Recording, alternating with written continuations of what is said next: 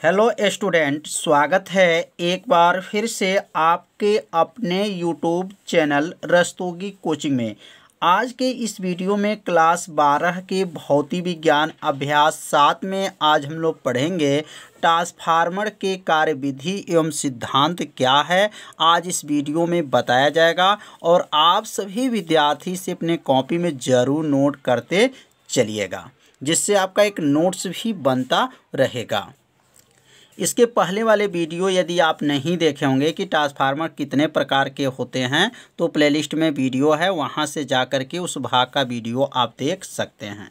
तो सबसे पहले आप सभी विद्यार्थी हेडिंग को नोट कर लीजिए कि ट्रांसफार्मर जो है कि कार्यविधि एवं सिद्धांत, ट्रांसफार्मर के कार्यविधि एवं सिद्धांत हेडिंग को पहले क्या कीजिए, नोट कर लीजिए। अब ध्यान से सुनेंगे तो आपको कार्यविधि और सिद्धांत जो है अच्छे से समझ में आ जाएगा।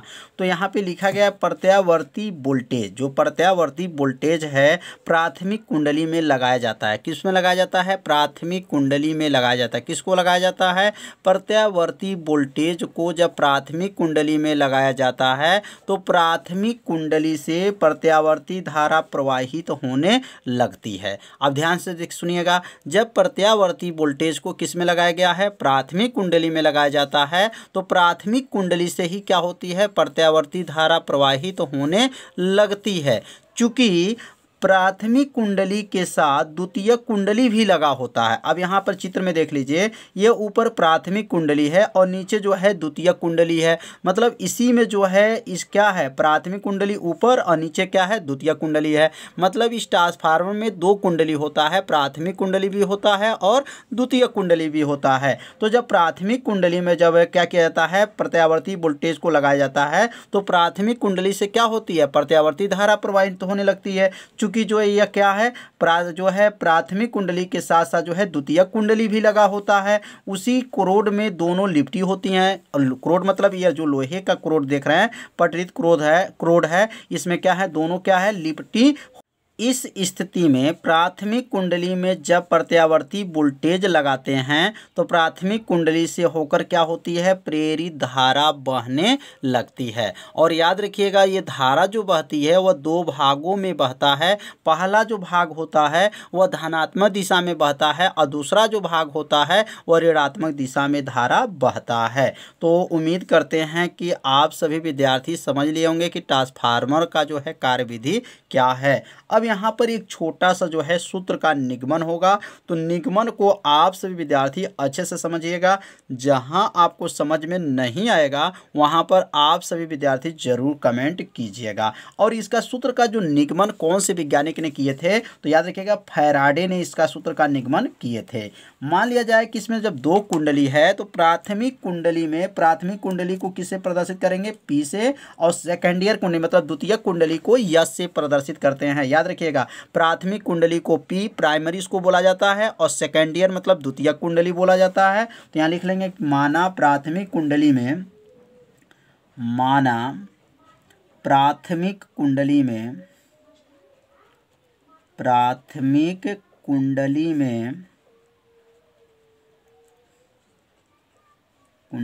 में फेरों की संख्या, तो फेरों की संख्या क्या होगा? तो प्राथमिक कुंडली है तो प्राथमिक कुंडली में फेरों की संख्या किससे प्रदर्शित करेंगे? N P. पी मतलब प्राइमरी और प्राइमरी मतलब क्या होता है? प्राथमिक। तो एन पी हो गया। तथा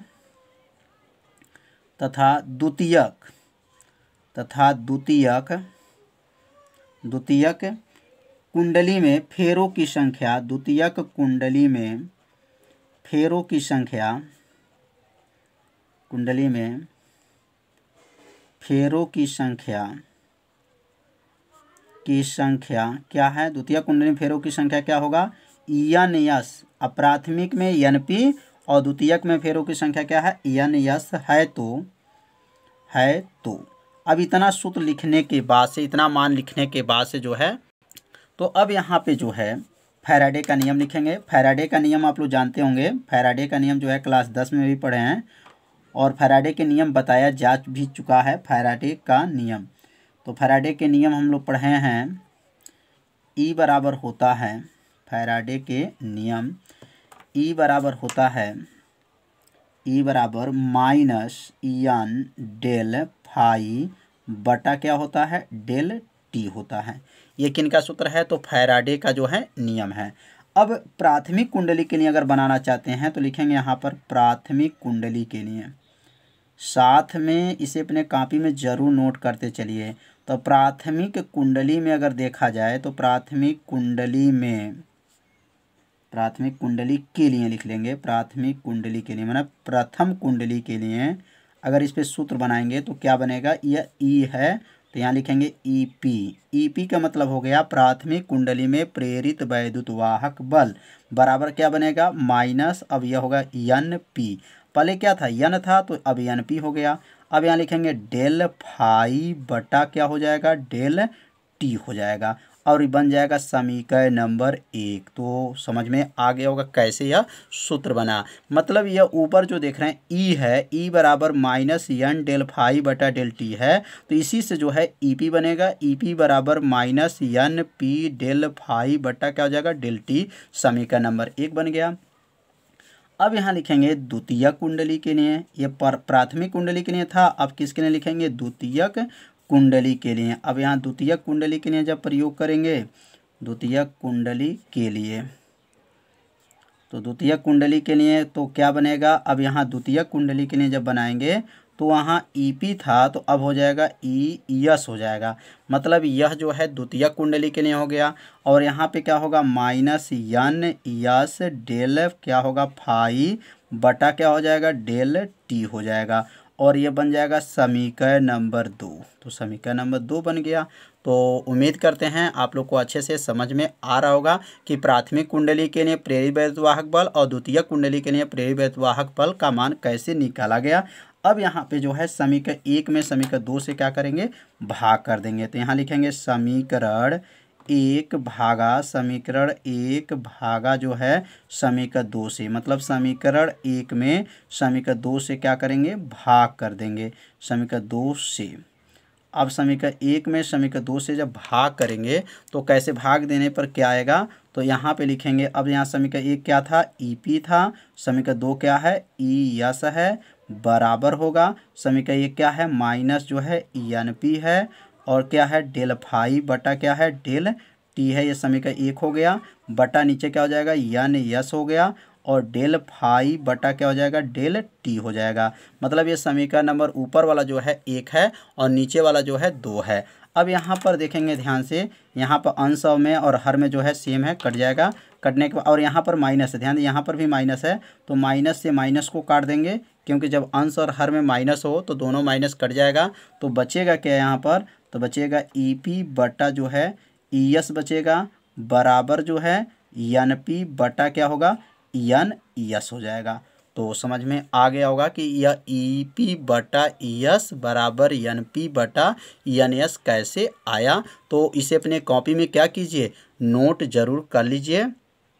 तो यहाँ पे क्या आया था मान, ई पी बटा क्या था, ई एस आया था और क्या आया था, एन पी बटा क्या था, एन पी बटा जो है एन एस आया था। तो इसको जो हम लोग क्या मान लेंगे, समीकरण नंबर जो है 2 तो बन चुका था, तो अब बन जाएगा समीकरण नंबर 3। याद रखिएगा समीकरण नंबर 3 कैसे बना है, मतलब समीकरण 1 और समीकरण 2 को जब भाग किए हैं तो जो भाग देने पे जो कटने के बाद से जो शेष बचा था पूरा, तो इसी को हम लोग समीकरण 3 मान लेंगे। और यहाँ लिखेंगे यदि प्रतिरोध नगण्य है, यदि प्रतिरोध को क्या कर लिया जाए, नगण्य कर लिया जाए, लिखेंगे यहाँ पर प्रतिरोध है क्या है, नगण्य है, नगण्य है। तो याद रखेंगे जब प्रतिरोध जो नगण्य है तो यहाँ लिखेंगे ई और यहाँ लिखेंगे यस बराबर हो जाएगा, ई यस बराबर तब क्या होगा, भी यस हो जाएगा और ई पी बराबर क्या हो जाएगा, भी पी हो जाएगा। मतलब इसका भी मात्रक वोल्ट होता है और इसका भी मात्रक क्या होता है, वोल्ट होता है। इसको प्रेरित वैद्युतवाहक बल कहते हैं और इसको वोल्टेज कहते हैं। तो यहाँ पर इसका मात्रक भी वोल्ट, इसका भी मात्रक वोल्ट होते हुए यह कब प्रयोग करेंगे, ई पी बराबर भी एस और ई पी बराबर भी पी कब प्रयोग करेंगे, तो यदि प्रतिरोध क्या हो, नगण्य हो। तो अब यहाँ पे ध्यान से देखिए, यहाँ पे क्या लिखा है, ई पी, तो अब ई पी की जगह पे क्या लिखेंगे, भी पी हो जाएगा, यहाँ पर भी पी हो जाएगा और यहाँ पे जो है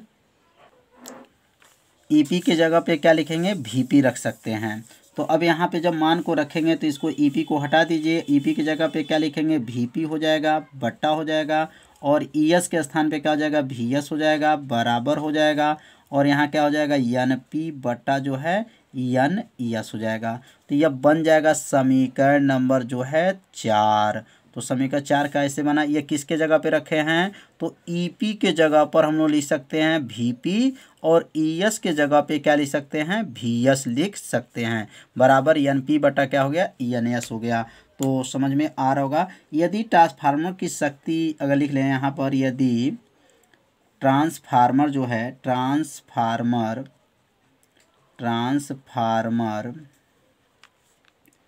में शक्ति, ये ट्रांसफार्मर में शक्ति है, तो अब यहाँ ट्रांसफार्मर की अगर शक्ति है तो क्या सूत्र बनेगा, यहाँ पर जो है प्राथमिक जो है पीपी मतलब हो जाएगा प्राथमिक जो है कुंडली में शक्ति, और यह हो जाएगा पीएस का मतलब हो गया सेकेंडियर कुंडली में शक्ति, आपस में क्या रहेंगे, यहाँ पर बराबर होंगे। कब, यदि ट्रांसफार्मर में शक्ति है तो पीपी बराबर क्या होगा, पीएस। पीपी का नाम क्या है, प्राथमिक कुंडली में शक्ति, और पीएस का नाम क्या है, द्वितीयक कुंडली में शक्ति।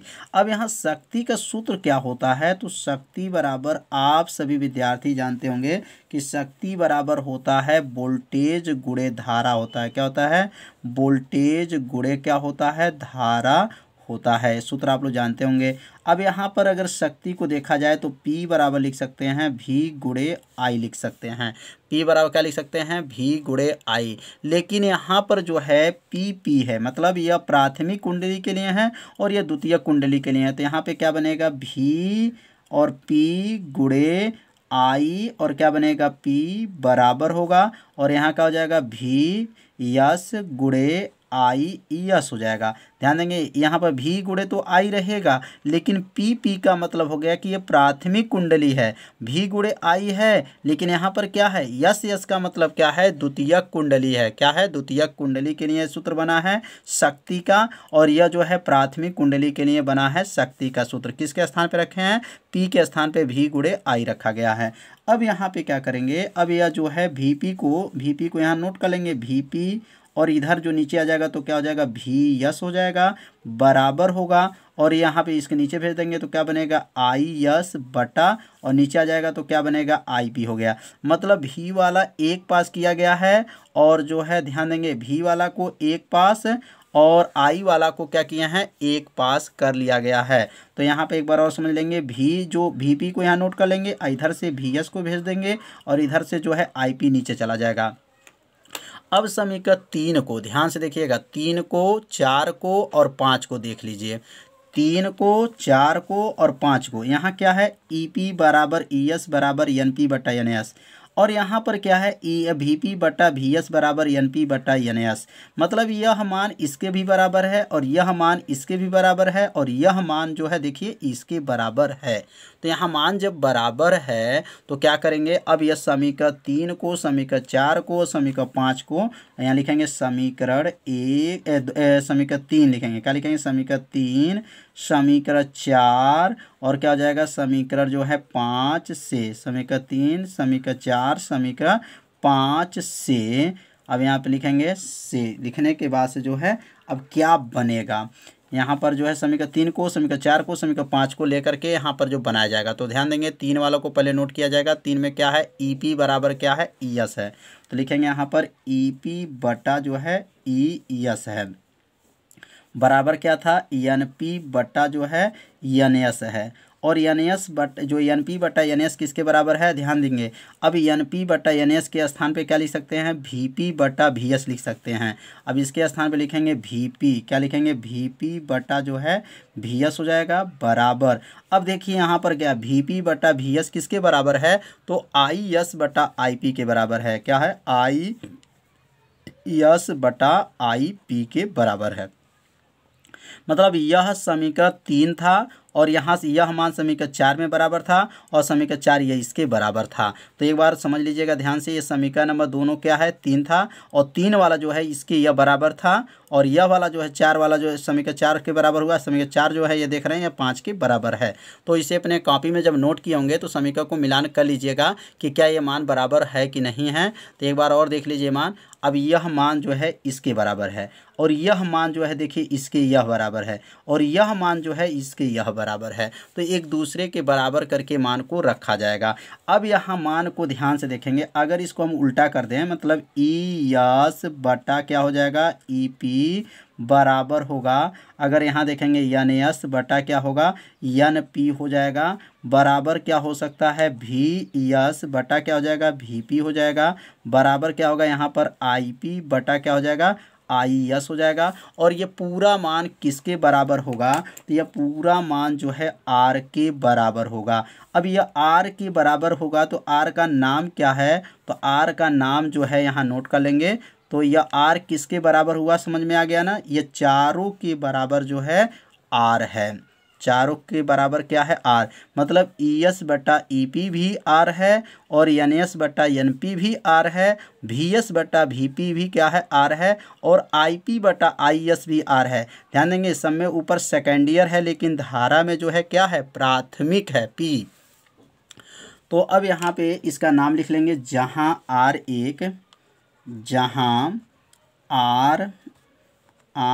एक जो है नियतांक है, क्या नाम है नियतांक है और उसका नाम क्या है, जहाँ आर एक नियतांक है जो इसका नाम हो जाएगा जो परिरमण, क्या लिखेंगे परिरमण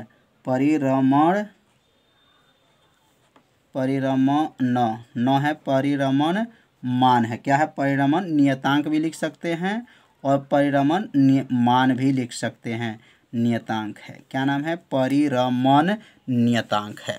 आर का नाम क्या है परिरमण नियतांक इसको बोला जाता है और इसको परिरमण मान भी कहा जाता है।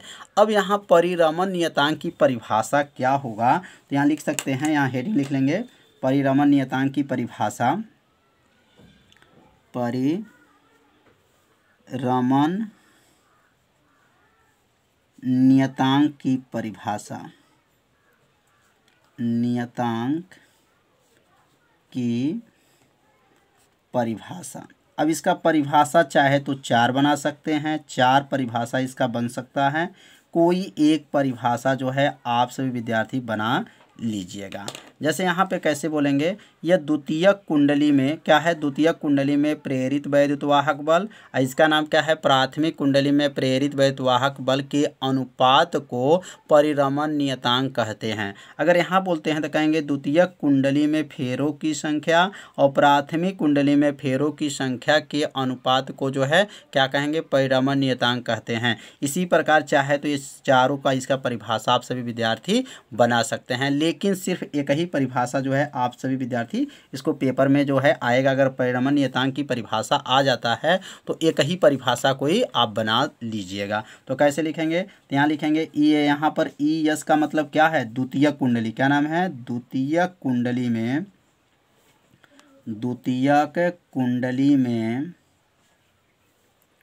में प्रेरित वैद्युतवाहक बल, द्वितीयक कुंडली में प्रेरित वैद्युतवाहक बल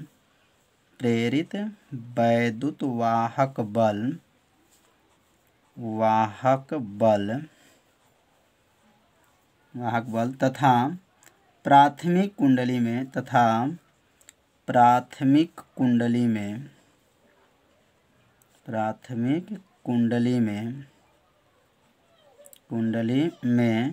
प्रेरित वैद्युतवाहक बल के अनुपात को वाहक बल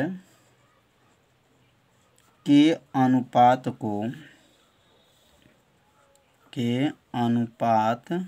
को क्या कहते हैं परिरमण नियतांक कहते हैं, परिरमण नियतांक कहते हैं, नियतांक कहते हैं। बहुत आसान परिभाषा है, बस थोड़ा सा आपको ध्यान देंगे, परिभाषा आपको क्या होगा, याद हो जाएगा। तो कैसे बोलना था, यहाँ पर ईएस का नाम क्या है, द्वितीयक कुंडली में प्रेरित वैद्युतवाहक बल और प्राथमिक कुंडली में प्रेरित वैद्युतवाहक बल के अनुपात को परिरमण नियतांक कहते हैं। तो इस परिभाषा को आप सभी विद्यार्थी अपने कॉपी में क्या कीजिए, जरूर नोट कर लीजिए, इसे 2 बार पढ़िए, आपको परिभाषा क्या होगा, याद हो जाएगा। तो आज का वीडियो कैसा था, आप सभी विद्यार्थी जरूर कमेंट कीजिएगा, वीडियो को लाइक कर दीजिए और वीडियो को ज़्यादा से ज़्यादा अपने सभी दोस्तों के पास शेयर जरूर कर दीजिए। तो मिलते हैं अब अगले भाग में, तब तक के लिए सभी विद्यार्थियों को नमस्कार।